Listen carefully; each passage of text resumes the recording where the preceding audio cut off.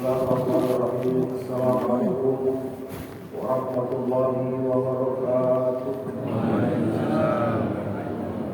Allahu Akbar, Allahu Akbar, Allahu Akbar. Allahu Akbar, Allahu Akbar, Allahu Akbar. Allahu Akbar, Allahu Akbar, Allahu Akbar. Allahu Akbar kabira walhamdulillahi katsira wa subhanallahi bukratan wa asila. La ilaha illallah wahdahu sadaqa wa'dah wa nasara 'abdahu wa a'azza jundahu wa hazama al-ahzaba wahdahu. La ilaha illallah wallahu akbar. Allahu akbar walillahil hamd. Alhamdulillahil malikid dayyan. Wassalatu wassalamu ala sayyidina Muhammadin sayyidi waladi Abdillah wa ala alihi wa sahbihi wa tabi'ihi ala marri zaman. Wa asyhadu an la ilaha illallah wahdahu la syarika lahu al-munazzah 'anil jismiyyati wal jihati waz zamani wal makan. Wa asyhadu anna sayyidina Muhammadan abduhu wa rasuluhu alladzi kana khulquhu al-Qur'an. Amma ba'du. Ibadur rahman, fa inni usikum wa nafsi bi taqwallah. القائل في كتابه الكريم: أعوذ بالله من الشيطان الرجيم. بسم الله الرحمن الرحيم. إنا أعطيناك الكوثر فصل لربك وانحر إن شانئك هو الأبتر. صدق الله العظيم.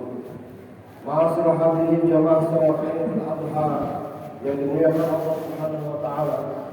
Marilah kita senantiasa bersyukur seraya memuji Allah Subhanahu wa taala atas karunia nikmat. Mudah-mudahan berkumpulnya kita pada pagi hari ini pertanda Allah masih sayang kepada kita semuanya. Amin. Salawat dan salam senantiasa tercurah kepada baginda Nabi besar Muhammad sallallahu alaihi wasallam.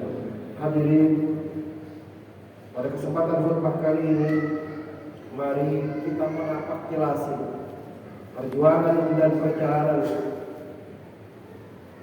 Nabi Ibrahim alaihissalam bersama dengan istri dan anaknya dengan mengenang kembali mudah-mudahan keimanan kita, ketakwaan kita kepada Allah dikuatkan.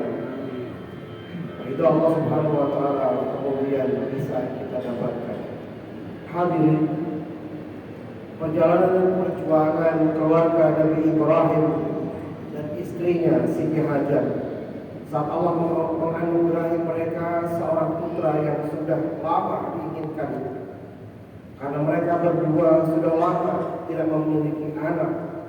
Kelahiran putra yang diberi nama Ismail diiringi dengan perintah dan cobaan dari Allah Subhanahu wa taala untuk menempatkan Siti Hajar dan Ismail di lembah tandus yang gersang, yang Allah gambarkan peristiwa ini dalam surah Ibrahim ayat 37. A'udzu billahi minasyaitonir rajim. Rabbana inni askantu min dzurriyyati biwadin ghairi dzi zar'in inda baitikal muharram. Rabbana liyuqimus shalah faj'al af'idatan minan nas tahwi ilaihim warzuqhum minats thamarati la'allahum yashkurun. Wahai Tuhan kami, sesungguhnya aku telah menempatkan sebagian keturunanku di lembah yang tidak ada tanamannya dan berada di sisi rumahmu Baitullah yang dihormati, yang ya Allah ya Tuhan kami, demikian itu kami lakukan agar mereka melaksanakan sholat. Maka jadikanlah hati sebagian manusia cenderung kepada mereka dan anugerahkan kepada mereka rezeki dan buah-buahan. Mudah-mudahan mereka bersyukur. Saat tinggal di lembah itu, suatu hari Siti Hajar kehabisan air susu karena memang sulit bagi dia untuk mencari air minum. Siti Hajar kemudian berlari-lari dari Bukit Sofa ke Bukit Marwah dalam rangka mencari air. Peristiwa itulah yang kemudian diabadikan dalam syariat Islam yang dijadikan sebagai satu rukun haji yang bernama sa'i, atau berlari dengan kecil dari Sofa ke Marwah. Di tengah kesusahan itu Allah Subhanahu wa taala menemukan pertolongan melalui mata air yang terpancar dari kaki Nabi Ismail, yang kemudian air itu disebut dengan air Zam-Zam. Cobaan keluarga Nabi Ibrahim tidak berhenti sampai di sini. Beliau juga mendapatkan perintah dari Allah Subhanahu wa taala melalui mimpi untuk menyembelih putra kesayangannya Ismail.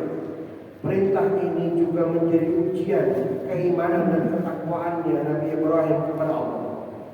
Karena sebelumnya ia pernah mengeluarkan janji bahwa jika Allah menghendaki Ismail untuk dikurbankan, maka ia akan melakukannya. Perintah itu pun kemudian akhirnya tiba-tiba datang. Awalnya, hadirin, ketika bermimpi diperintahkan untuk menyembelih anaknya Ismail, Nabi Ibrahim masih agak sedikit merasa ragu. Beliau pun melakukan perenungan dan berpikir apakah ini benar-benar perintah dari Allah atau bukan. Peristiwa itu kemudian diabadikan dengan nama Tarwiyah, yaitu hari perenungan, di mana kita disunahkan berpuasa pada tanggal 8 Zulhijjah yang kita sebut kemudian dengan puasa sunnah Tarwiyah. Setelah perenungan ini, kemudian hilanglah keraguan Ibrahim. Nabi Ibrahim kemudian kembali bermimpi dengan mimpi yang sama untuk menyembelih Nabi Ismail. Dan kemudian dia tahu jika itu adalah benar-benar dari perintah dari Allah Subhanahu wa taala. Peristiwa ini kemudian diabadikan dengan nama Arafah, yakni berarti mengetahui, di mana kita juga disunahkan berpuasa pada tanggal 9 Zulhijjah yang kemudian kita kenal dengan nama puasa sunnah Arafah. Hadirin yang dimuliakan Allah Subhanahu wa taala. Setelah Nabi Ibrahim tahu dan yakin perintah itu datang dari Allah Subhanahu wa taala, maka ia pun menyampaikan dan berdiskusi dengan putranya Ismail. Dialog bersejarah, pertanyaan tanya jawab bersejarah antara ayah dengan anak ini kemudian diabadikan oleh Allah dalam Al-Quran surat As-Saffat ayat 102. A'udzubillahi minasyaitonir rajim. Falamma balagha ma'ahu sa'ya qala ya bunayya inni ara fil manam anni adbahu fanzur madza tara qala ya abati if'al ma tu'mar satajiduni insyaallah minas sabirin. Ketika anak itu ketika Ismail sampai pada umurnya sambung bekerja bersama, kemudian Ibrahim berkata, wahai anakku, sesungguhnya aku bermimpi bahwa aku menyembelihmu. Pikirkan apa pendapatmu. Kemudian Nabi Ismail menjawab, wahai ayah, lakukan apa yang diperintahkan Allah kepadamu. Insya Allah engkau akan mendapatiku termasuk orang-orang yang bersabar. Akhirnya hari itu pun datang. Ketika Ibrahim dengan keimanan dan ketakwaannya, serta Ismail dengan keyakinan dan ketakwaannya akan melaksanakan prosesi penyembelihan pada waktu itu, kemudian setan pun terus membisikkan kepada Nabi Ibrahim, mengganggu Ismail dan juga membisikkan Siti Hajar untuk mengurungkan, tidak melaksanakan perintah Allah Subhanahu wa taala. Namun keyakinan mereka tidak goyah. Keyakinan Ibrahim, Siti Hajar dan Ismail tidak goyah sedikit pun. Kemudian untuk mengusir setan yang mengganggu mereka, Nabi Ibrahim kemudian melempar mereka dengan batu. Peristiwa melempar batu Ibrahim pada iblis yang sedang mengganggunya kemudian dikenal dengan istilah melempar jumrah, yang hari ini juga dilakukan oleh jamaah-jamaah yang sedang melakukan ibadah haji. Hari ini kita berkorban, mengalirkan darah hewan-hewan kurban untuk menjauhkan diri kita dari gangguan-gangguan setan, membuang rasa sombong kita yang diakibatkan oleh gangguan setan. Hari ini juga saudara-saudara kita di Mina sedang melontar jumrah, membuang keangkuhannya, membuang kesombongannya, menyatakan ikrar dan deklarasi bahwa mereka adalah musuh setan selama-lamanya. Hadirin yang dimuliakan Allah Subhanahu wa taala, detik-detik Nabi Ibrahim akan menyembelih Nabi Ismail, tiba-tiba Allah Subhanahu wa taala berfirman dan memerintahkan agar Nabi Ibrahim berhenti, tidak menyembelih Ismail. Allah kemudian menegaskan, a'udzubillahi minasyaitonir rajim, wa fadainahu bidzabhin 'azim wa tarakna 'alaihi fil akhirin salamun 'ala Ibrahim kadzalika najzil muhsinin. Kami menebusnya dengan seekor hewan sembelihan yang besar. Kami mengabadikan untuknya pujian daripada orang-orang yang datang kemudian. Salam sejahtera atas Ibrahim. Demikianlah kami memberi balasan kepada orang-orang yang berbuat kebaikan. peristiwa ini, atas peristiwa ini, malaikat Jibril yang membawa seekor kambing besar untuk disembelih kepada pengganti Ismail. Ismail pun kemudian berseru Allahu Akbar, Allahu Akbar, Allahu Akbar. Takbir bocah kecil ini yang bernama Ismail kemudian disambut takbirnya oleh ayahnya Nabi Ibrahim dengan la ilaha illallah wallahu akbar, yang kemudian disambut lagi oleh Ismail dengan ucapan Allahu Akbar walillahil hamd. Ucapan takbir yang dulu pernah diucapkan oleh ayah dan anak itu kemudian disyariatkan untuk kita mengucapkan kalimat-kalimat takbir setiap hari raya. Dari peristiwa ini umat Islam kemudian disyariatkan untuk menyembelih hewan kurban pada setiap hari raya Idul Adha pada tanggal 10 Dzulhijjah. Allahu Akbar, Allahu Akbar, Allahu Akbar, walillahil hamd. Ma'asyiral hadirin rahimakumullah. Buat kita menyembelih kurban itu mudah sebetulnya. Kalau memang punya niat, kalau memang kita mau nabung, beli motor kita mampu, beli mobil kita mampu, beli rumah kita mampu, itu artinya beli hewan kurban juga kita pasti mampu. Cuma masalahnya setiap hari raya Idul Adha datang, sekurang-kurangnya bagi kita, bagi keluarga kita, setiap ayah mesti bertanya dalam hatinya, apakah ada Ibrahim di hatimu? Kalau ada Ibrahim di hatimu, ajarkan anakmu tauhid dan akhlak. Ajarkan istrimu untuk taat kepada Allah dan Rasul-Nya serta suaminya. Kalau setiap Idul Adha datang, bagi si anak, adakah Ismail di hatinya? Seorang ayah, seorang ibu harus berkata dalam hatinya, adakah Ismail di dalam hati anakku? Kalau ada, dia adalah anak yang soleh atau solehah, yang akan mampu taat kepada Allah Subhanahu wa taala, yang akan mampu bertakwa kepada Allah Subhanahu wa taala, yang akan mampu berbakti kepada ayah dan ibunya.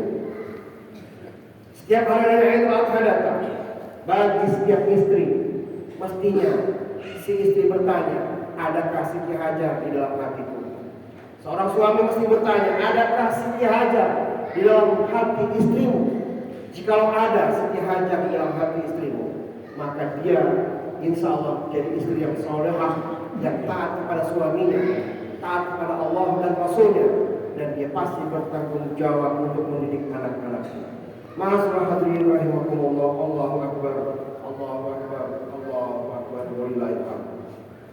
Mari sama-sama kita bermohon kepada Allah Subhanahu wa taala, mudah-mudahan Allah kuatkan iman Islam kita. Allah kuatkan iman Islam istri-istri kita.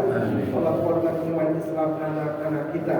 Peristiwa penyembelihan Nabi Ismail menjadi simbol kuat bagi kita dari Allah Subhanahu wa taala, agar kita mampu merekatkan keluarga kita, agar kita mampu mendidik istri dan anak-anak kita, agar kita sebagai satu keluarga yang utuh mampu menengadahkan kepala dan meyakini bahwa Allah Subhanahu wa taala adalah Tuhan kita satu-satunya dan akhlak adalah tuntunan dari Rasul kita.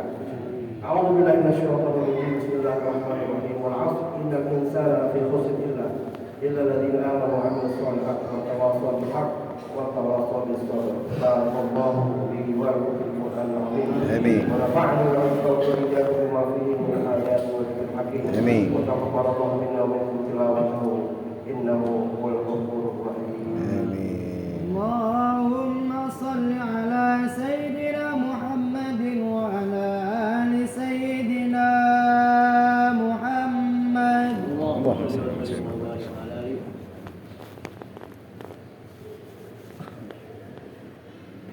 Allahu Akbar, Allahu Akbar, Allahu Akbar, Allahu Akbar, Allahu Akbar, Allahu Akbar, Allahu Akbar. Alhamdulillahilladzi arsala rasulahu bil huda wa dinil haqq liyudhhirahu 'ala ad-dini kullihi wa kafaa billahi shahida. Asyhadu an la ilaha illallah wahdahu la syarika lah wa asyhadu anna sayyidana Muhammadan 'abduhu wa rasuluh. Allahumma shalli wa sallim wa barik ala sayyidina Muhammad wa ala alihi wa ashabihi wa man tabi'ahum bi ihsan ila yaumiddin, amma ba'd. Qala usikum wa nafsi bi taqwallah al-qa'il fi kitabil Qur'an يا أيها الذين آمنوا اتقوا الله حق تقاته ولا تموتن إلا وأنتم مسلمون واعلموا أن الله أمركم بأمر بدأ فيه بنفسه وثنى بملائكته بكتبه وقال تعالى إن الله وملائكته يصلون على النبي يا أيها الذين آمنوا صلوا عليه اللهم صل وسلم على سيدنا محمد وعلى آل سيدنا محمد كما صليت على سيدنا إبراهيم وعلى آل سيدنا إبراهيم وبارك على آل سيدنا محمد وبارك على سيدنا محمد وعلى آل سيدنا محمد كما باركت على سيدنا إبراهيم وعلى آل سيدنا إبراهيم في العالمين إنك حميد مجيد اللهم اغفر للمسلمين والمسلمات والمؤمنين